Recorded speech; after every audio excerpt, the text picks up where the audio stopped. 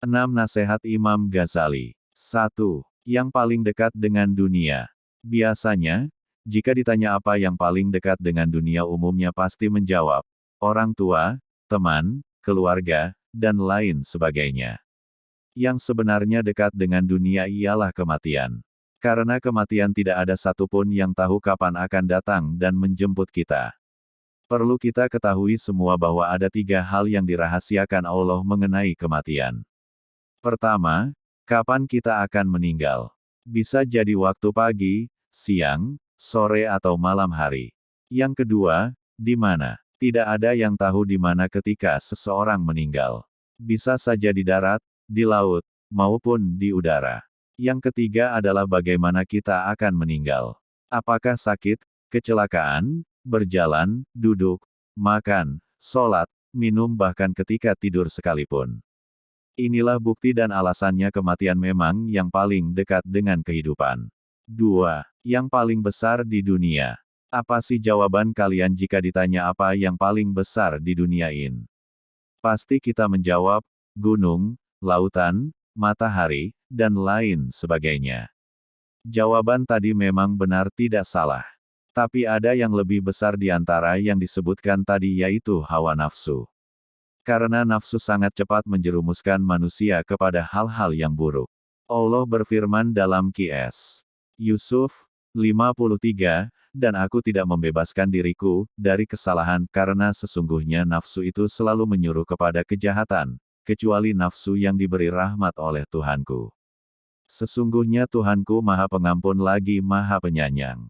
3. Yang paling jauh di dunia.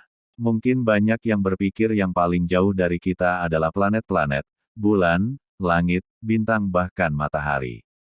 Tetapi Imam Al-Ghazali menjelaskan bahwa ada sebuah hal yang paling benar.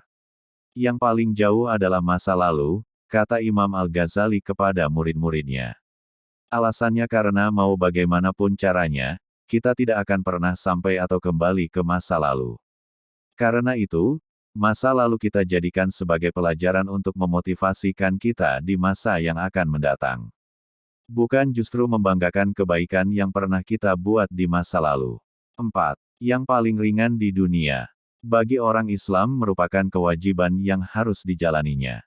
Tapi nyatanya masih banyak di antara kita yang mengaku Islam, tapi secara terang-terangan meninggalkan salat. Memang yang paling ringan itu meninggalkan segala kebaikan yang telah dijelaskan dan diperintahkan Allah dan Rasulullah. 5. Yang paling berat di dunia.